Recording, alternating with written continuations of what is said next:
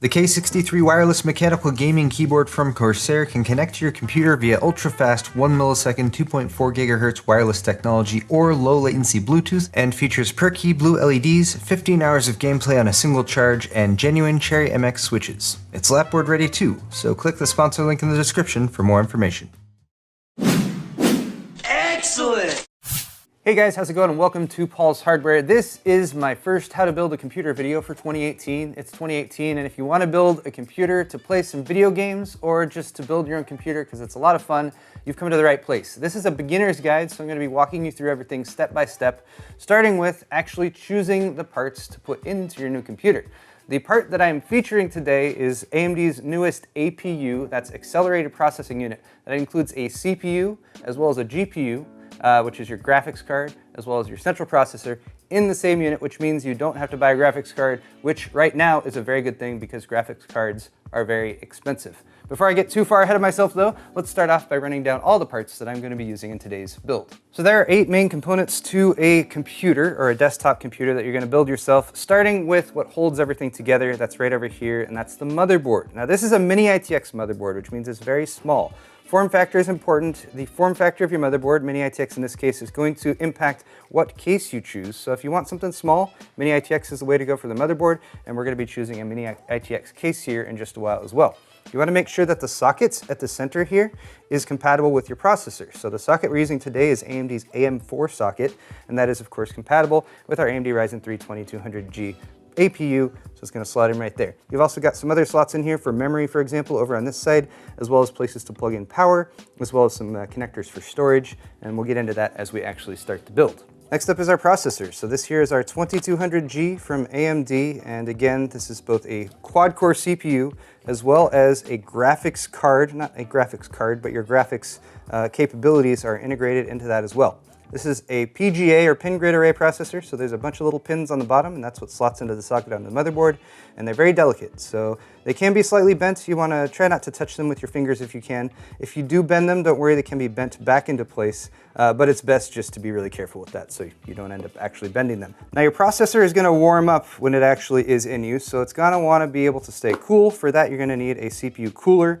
AMD includes a CPU cooler. This is called the Wraith Stealth in the box. So you can use this, and that's what we're going to be using today to keep the price down, because $99 for the 2200G plus a cooler, hey, that's a pretty good deal. And you get a graphics card in there as well. Now you're also going to need some storage for your system, and we have a couple different options for that here. These are both SSDs or solid state drives. You can also use a mechanical drive, although mechanical drives are a bit slower. I typically only recommend those for mass storage right now. These are smaller, so here is going to be your budget-friendly option. This is a 240 gig SSD, and this is typically what I recommend for anyone who's building a new system. 240 gigs will give you enough space for your operating system, as well as some apps and games, and it's going to be nice and fast to keep your system very responsive. Might not be the same drive I have listed down in the video's description today, so just check down there. I'll have a solid 240 gig-ish drive that you can buy that will get the job done for you. Now if you want to upgrade and get yourself a lot faster storage, this is not necessary by any stretch for today, but the next generation of SSDs are going to look kind of like this. Kind of like a stick of gum, but this is an M.2 drive, which refers to the actual connector here. And the cool thing about that is it can actually mount directly to your motherboard. So this motherboard has an M.2 slot on the bottom. It is also an NVMe connection, so you want to double check and make sure that your motherboard has NVMe support. This would allow us to just connect that right there, give us some really fast storage, and of course I would need to cinch it down with the little screw right there. But these are of course much more expensive. So if you're just trying to get yourself up and running, you're not going to suffer too much, or in fact at all really, when it comes to practical performance by going with a more normal SATA SSD like this one, but just wanted to point out that M.2 drives are an option as well. Next up is going to be memory, and the memory that we're using today was specifically chosen so it can be compatible with our APU and our motherboard. So my recommendation for memory is, first off, brace yourself, because memory prices, just like GPU prices, are very high right now. It might be expensive for you to get your memory, but double check the compatibility support list from your motherboard manufacturer, and then choose memory that's 2933 as far as the speed goes, or faster. This is 3200 speed, but since your graphics is going to be using this memory as well, you want to make sure you have at least decent speed there. 2933 is kind of my starting off points. And as always, you can double check your motherboard's compatibility list for memory to make sure that whatever you get is going to slot into the motherboard and just work, and you won't have to mess around with a bunch of settings or that kind of thing.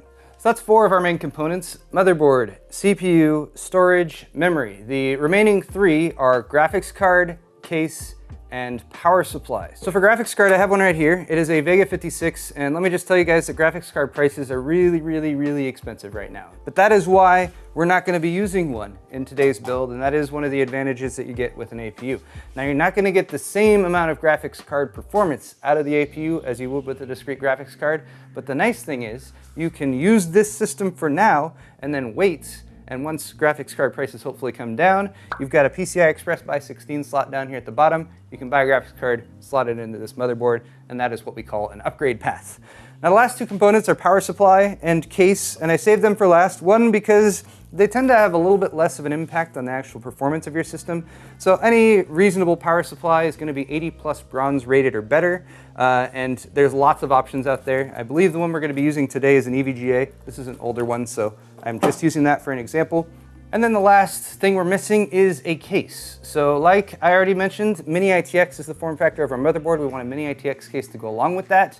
And a case is where you can really kind of make your choice when it comes to aesthetics, because cases often are an aesthetic choice. People choose cases that they think look pretty if they're going to have their computer up on their desk or something like that.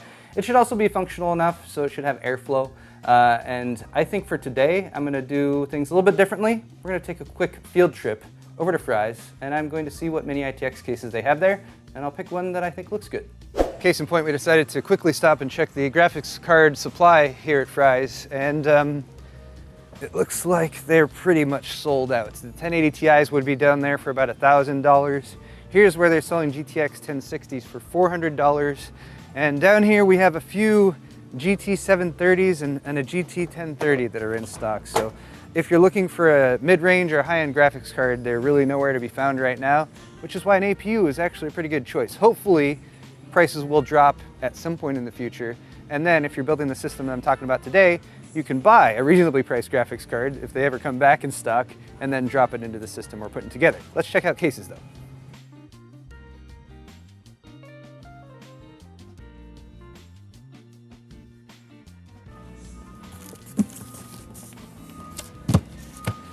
This is the Core V1, and it is a Mini ITX case, and I have actually never built in it. So I think this will get the job done. All right, guys, we're back from Fry's. We had some lunch, and now we're ready to build. So the case we decided on was the Core V1. This is from Thermaltake. It's a $50 case, and it was actually one of the only Mini ITX cases that they had there at Fry's. There were a few other ones, but they were crappy, so this is the one we decided on. Parts list, of course, is in the video's description again, and I've gone ahead and taken everything here and priced everything, and if you exclude the memory, the parts list we're looking at right now is about $365. Now the memory, if you get a 16 gig kit and you want fast memory and you want something that's compatible with Ryzen, is going to cost about $200 right now, which is pretty expensive. You can get a single 8 gig stick instead, which will sort of tide you over. You can get by for about $100. So ultimately, this entire system build is going to cost you somewhere between $475 and $575, depending on how much memory you put in it. Beyond the memory though, we also have a power supply, of course. I've just gone with the Cooler Master V650. In the parts list, I've actually chosen a 550 watt 80+ bronze rated power supply from Corsair. That's about $50. That will get you by just fine. I'm using this one because it's what I have on hand. Beyond that though, all the rest of the parts are the same ones that I've listed off, so it is time to get building. If you're building at home, you're pretty much only going to need one key piece of hardware technology, and that is a screwdriver. Phillips head screwdriver. Now we might be using a few other things as I go on here, so I'll tell you guys those things as I move forward with them. But for the time being, we're gonna go ahead and start by preparing the motherboard. And I'm already bringing in another piece of equipment, and that is just a soft rubber mat. Try to build on a non-conductive surface. Wood works just fine, a cardboard box is just fine. Just don't build on a metal surface like a table or something like that. Getting our motherboard unpacked, we're gonna have inside the motherboard itself, of course, and we're gonna have a few accessories that we want to keep ready to use. This is the I/O shield, the input-output shield, and that kind of lines up with the back of the motherboard. We'll install that in the case before we put the motherboard in. We're gonna need a single serial ATA cable, and that is to connect up our SSD. And then we're also going to need the Wi-Fi adapter. Since this motherboard includes Wi-Fi, this is the antenna, and that's just so once we actually get the system up and running, we can connect that up. In order to connect it to Wi-Fi, download Windows and Windows updates and all that good stuff. Next, we'll unbox our processor. I've already used this one, which is why the seal is broken, but I repacked it to give you guys the exact same experience. Inside we have our processor itself and our heatsink fan. This is the Wraith Spire heatsink fan. And apart from the heatsink fan itself, you're gonna definitely need to have some thermal paste. Now, if you're buying this brand new, you'll have some thermal paste pre-applied on the bottom of the Wraith Spire cooler. So that's what we're gonna use today. It's already pre-applied, so you don't have to worry about it. Just don't touch it before you install the processor and get the heatsink fan installed as well. Next up, our CPU, and that comes in a little clamshell. Keeps it protected. Until you're ready to install this, probably keep it in here. And again, bear in mind, there are a bunch of pins on the bottom of the CPU, and those are fairly delicate, so you don't want to bend those or anything like that. The CPU itself can be handled by the edges, most ideally. You want to minimize contact with the top here, as well as the pins on the bottom, and that's simply to keep oils from your fingers to getting all over it and that kind of thing. But all we're going to really be paying attention to is the orientation of the pins, of course, and then you're going to look at the corner. And on one corner here, you actually have a tiny little golden triangle. That golden triangle is very important. So keep an eye where that golden triangle is, and then take a look at your AM4 socket down here on the motherboard itself. You're going to have a little lever arm on the side, so just pull that out ever so slightly and lift it up. That will open the socket, and it's ready for the CPU now. Take the gold triangle of the CPU, line it up with the triangle that's sort of in the edge of the socket. So with the two corners lined up so they're in the same corner, just set the CPU straight down on top of the socket and it'll drop down into place. This is what is known as a zero insertion force socket, which means you don't need to press down on that at all. If it doesn't drop in for you like mine did, just lift it up, flip it over, and take a gander at the pins on the underneath. You can look at them from the edge. Just make sure they're all straight. If they're not straight, I'll link a video where I go over some basic tips on actually correcting that and straightening out some motherboard pins. But it should just drop in like that, and if it does, go ahead and lower that little lever arm. That will hold it in place. It's not 100% secure, but it's secure enough for now for us to move on to the next step, which is to get the actual heatsink fan ready to mount. Okay, I've added yet another little piece of hardware here, and that is just a electric screwdriver. I'm just cheating a little bit. This mount for the AM4 socket will actually come with 4 screws and a couple little plastic retention brackets. And these are actually made for the older style of heatsink fans that AMD used to make. And even though they don't make that style anymore, they still have left that on there. Those actually screw into a backplate piece. So if I lift the motherboard up, you can see that backplate. And that backplate is what we're going to install the heatsink fan to. So that should stay in place, but bear in mind there's nothing holding it there right now, so you might have to kind of position it there as you mount the heatsink fan. If you lay everything flat, it should line up just as we're looking at right now. So to mount our heatsink fan, again, pretty much just going to line up the screws with where they go there. And bear in mind you've got a little cable coming off the side of this, and that is to plug in the fan. So you should kind of reality check here as well and make sure where you're going to plug that in. It should be labeled as CPU fan header. On this particular motherboard, it's located right over here, a little gray plug. So just bear in mind you're going to need to route the cable over to that and make sure you have enough cable length in order to do that. So I've just set the heatsink fan on top, 4 screws have lined up. I'm going to start by just giving a couple turns to each screw to get it threaded onto that back plate behind the motherboard. You don't want to tighten one corner down before you start the other screws.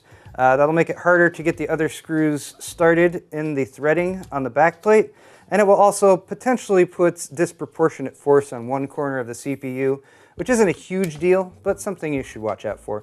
Once you've got them started, you can go ahead and go with opposite corners one at a time, and you can tighten each one down. And you can tighten those down tight, not too tight, but they can be pretty snug on there.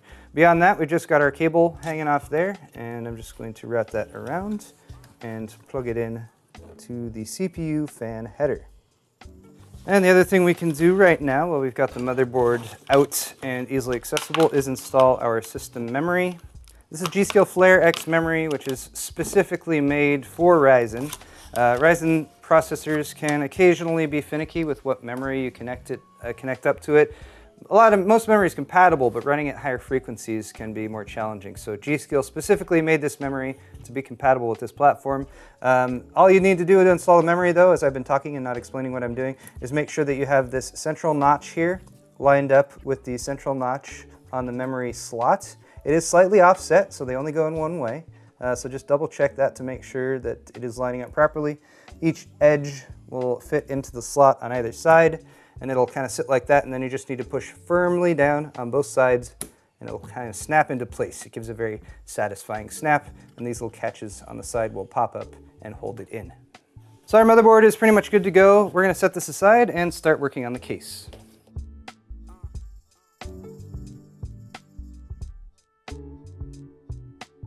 So once you've got your case out of the box, give it a once over, make sure everything is not damaged.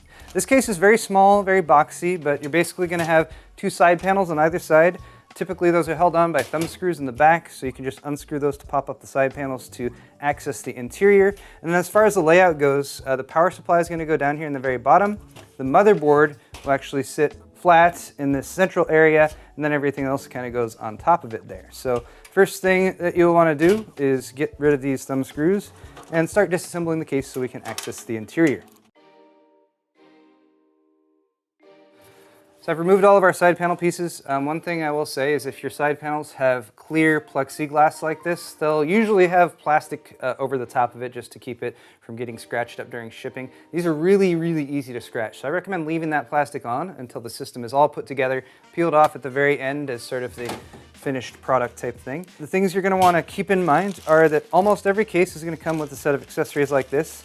Typically it will have a manual, and if it's a case that's a unique design, you might want to double check there to see if anything mounts in a unique or strange fashion. You're also going to have lots of screws, so the screws that you'll mount your motherboard with, screws that you'll mount additional hard drives with, or additional SSDs. You might have some standoffs that are specially made for mechanical hard drives and that kind of thing. And then often a set of zip ties, and these are just really handy for cable management. Beyond that, you're going to have a set of cables that come out, and these are your front panel connectors. So you're going to have one group that is the most pain in the ass part of building a computer. This is what's going to control your actual power switch to turn the system on and off, reset switch, and LED lights for your hard drive activity and your power activity. You also have this plug, which is known as HD audio. This will allow you to have a mic and headphone jack connected up at the front of your case. This case has a single fan, so it is connected via this 3-pin fan header. Finally, you have a USB 3.0 header. These are fairly large and bulky, but if you want USB 3.0 ports on the front of your case, this is the header that you will use. There's a newer header beyond this that's called the USB 3.1 header that is different, so keep that in mind. There's a USB 3.0 and a 3.1. If you want 3.1, make sure your case has that header and your motherboard has that header. That's pretty new though, so you won't see those too often yet. Oh, one final thing to point out, and this is just unique to this case, is that aside from the two side panels and top panel I've removed, there's a couple thumb screws here that also allow me to remove this bottom piece. And that's what I'm going to need to remove to access the bottom chamber in order to install the power supply.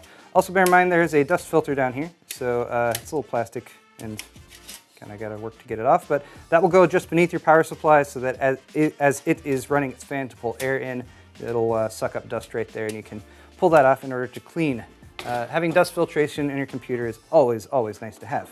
So the power supply supplies power, and we're going to need to install this. I like to get this installed first because this usually has the bulk of the cables. This is a fully modular power supply, so all the cables that plug into the computer are actually going to go into these plugs right here, and all of those cables are included in the packaging, and they're all separate. So the cables that we're going to need for this build is a couple for the motherboard. So we're going to need a 24-pin main power connector for the motherboard. That's that one right there.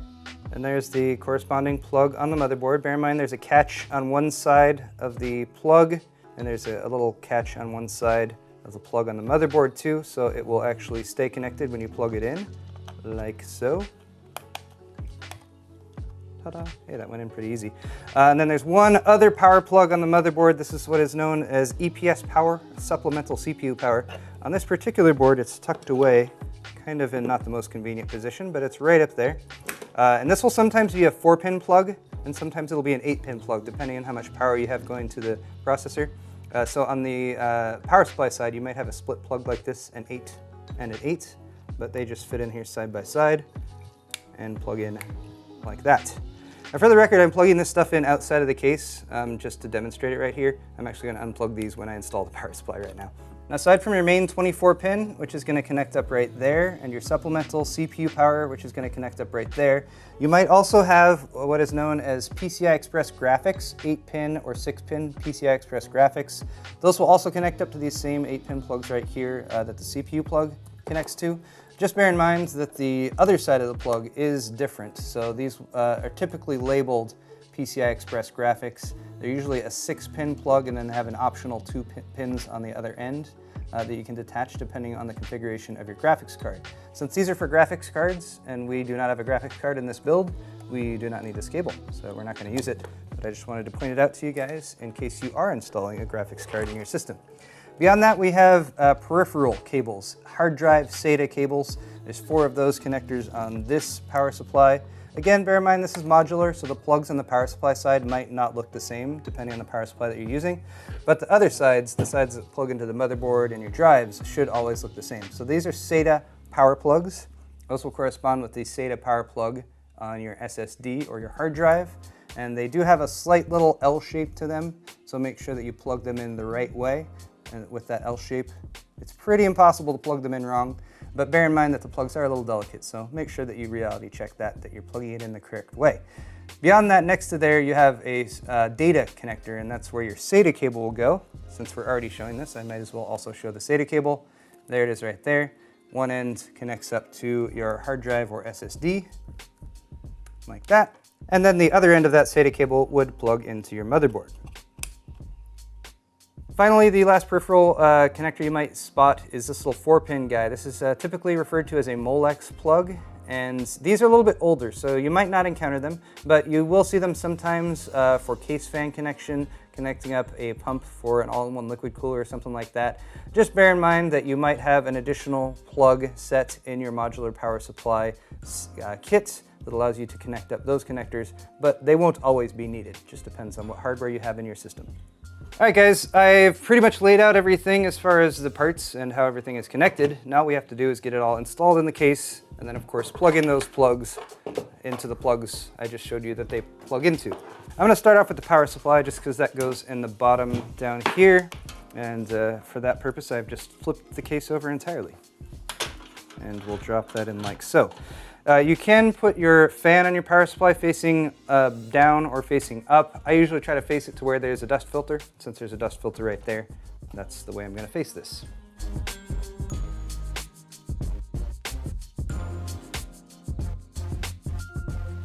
At this point, since I already showed you which modular cables we need, and we have easy access to the bottom of the power supply, I'm going to go ahead and connect those up.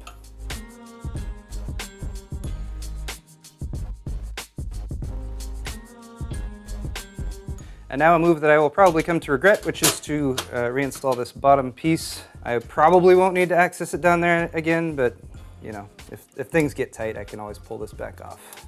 Now I've routed all these cables up here, kind of up. They're not where they need to be, but they're up here, so I can see what's what. And then at the bottom here is kind of where your motherboard will go, and there are 4 mounting points for this. 1, 2, 3, and 4.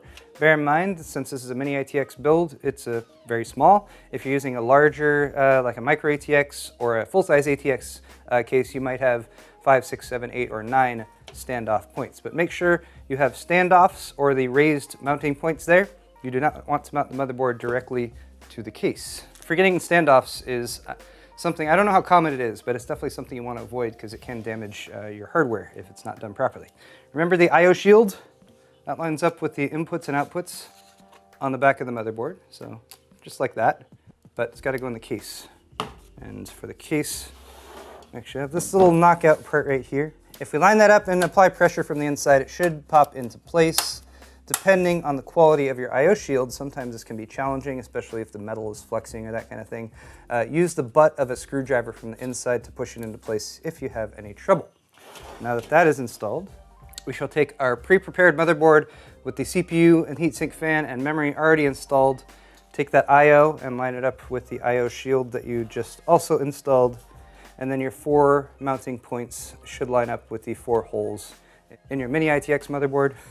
Now, if you're looking at the screws that came with your case, you might notice that some have this kind of finer thread like on the right here, and some have the kind of rougher thread like on the left here. The standoffs for your motherboard may be either one, so it's good to reality check beforehand. I actually got it right on the first try. It was the rough thread. UNC 632. Okay, one more piece of hardware to put in the case, and then we just gotta plug everything in. This is a 2.5-inch drive. So most SSDs are going to be 2.5-inch drives like this one, unless you get an M.2 like I showed you guys at the beginning. And then you might have larger drives, 3.5-inch drives. Here's an example of one of those. These are much bigger, and they're usually mechanical drives, and they spin and they make noise and stuff like that. If you have one of those, it will be able to slot into a 3.5-inch drive mount. And this case happens to have 2 of those. These are held on by a little thumb screw. So with a touch of finagling, I was able to remove that tray, and this tray would be able to support a 3.5-inch drive like that one. And then sometimes the drives will mount through the sides. And if you're using a spinning drive like this one, you'd probably want to make use of these little rubber grommets here. Then screw the drive in through that. That will provide a little bit of dampening for the noise that a spinning mechanical hard drive might make. Or if you don't want to worry about your system making any noise with spinning mechanical hard drives, just go with all SSDs. Typically an SSD can mount to that same tray. It's also got mounts through the bottom, so we're going to do that. I mentioned the fine thread and the thick thread. This is where that fine threaded screw is going to go. This is an M3. Took me a sec, but it got there. So there's our last piece of hardware that needed to be mounted, now mounted. So guys, at this point, I'm gonna go ahead and start plugging stuff in, but for those of you who might be building a system like this with a graphics card, I wanted to point out that this is where you would install the graphics card, and it would go in this slot down here at the bottom. This is known as a PCI Express Graphics by 16 slots. It would basically line up like that. You'd slot in the PCI Express graphics slot down there at the bottom. You're also, of course, going to need to remove these 2 little brackets here at the back, and then there's usually some mounting mechanism at the top that will hold that all in place. And then, of course, just connect up your PCI Express graphic power to that, and you'd be all set to go. But again, we're not using a graphics card today, so we don't need to worry about that. So let's begin. Power plugs, 24 pin. There we go.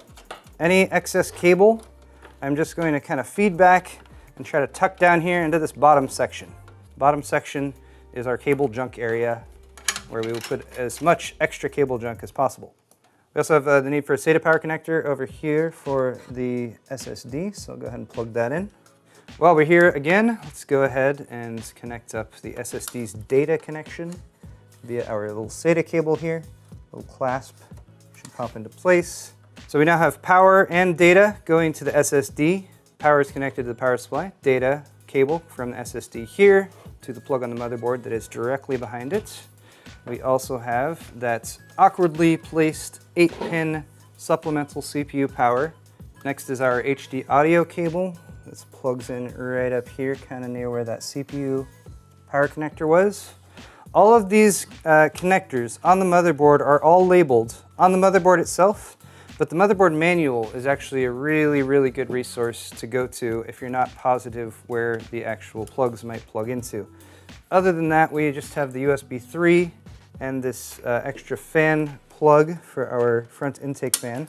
So I mentioned how much I hate front panel connectors. They're always really annoying. These are, if you can see, they're kind of color-coded right there. The 9 or so pins that I'm sort of trying to point towards. Oh, that's really challenging. Anyway, they're all right there, they're all labeled, and I'm going to attempt to plug them in. Making this even more difficult is the fact that some of them are labeled plus or minus, positive or negative. The LEDs, power LED and hard drive LED, are the only pins you need to worry about that plus minus on. Everything else doesn't matter if it's plugged in one way or the other. All right, those front panel connectors sure were annoying, but as you maybe can see, most of the cables going over to plug into the motherboard are kind of in this area right here. Beyond that, you will probably notice kind of a rat's nest of cables that's just down here in the front, up in front of the power supply. That's not a big deal because most of the air is coming in from the front of the case, and it's going to be flowing up here and over most of your components that you're worried about. Beyond that, I can go ahead and start putting the panels back on. So here's the top panel. Now, if you're a superstitious person, then you should not put this final side panel back on. Leave at least one side panel off until you've started the system up. Make sure it's up and running. And now, as far as I can tell, this computer is all put together. So I'm going to flip the switch on the power supply in the back, and then I will test the power switch right up here in the front. Fans spin up. I've got an LED that's lit up on the side right here as well. And if you happen to have any LEDs that are part of your motherboard, for example, like my AB350N Wi-Fi motherboard from Gigabyte has some red LEDs on it, you should see those light up as well. Fans spinning though, that's always a good thing. And that's pretty much all there is to it when it comes to assembling a computer like this. I will say, there's one last part I want to do right here. I am now allowed to do this.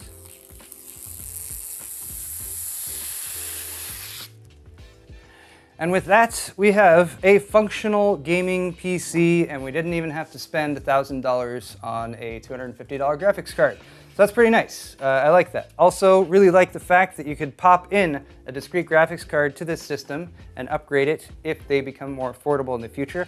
I also like the fact that since this is an AM4 chipset motherboard, right now we've got a quad core in there. There's 8-core, like 1800X CPUs available for this same platform. So you could upgrade in the future to a system with a discrete graphics card and an 8-core CPU with 16 threads, which would give you a ton of performance for gaming and streaming, doing video editing at the same time. So a lot of versatility and flexibility in this system as well as this platform, which is why I was pretty excited that AMD was actually bringing these Raven Ridge APUs to market, especially learning that the 2200G is only $99 for the CPU and the GPU together in one. But guys, if you enjoyed this video, definitely hit the thumbs up button. If you're at a loss for what to do next, I will link my first 5 things to do with a new PC build in this video's description. That will take you to the next steps of getting Windows loaded, making sure your BIOS is set up correctly, making sure any drives that you add on there are set up properly as well. And there's a follow-up video where you can work on setting up Steam and getting your games loaded and that sort of thing too. Thank you so much for watching this video though, guys. Share it with your friends if you think that they would like to build a new computer like this as well. And of course, hit that thumbs up button on the way out if you enjoyed it. We'll see you guys in the next video.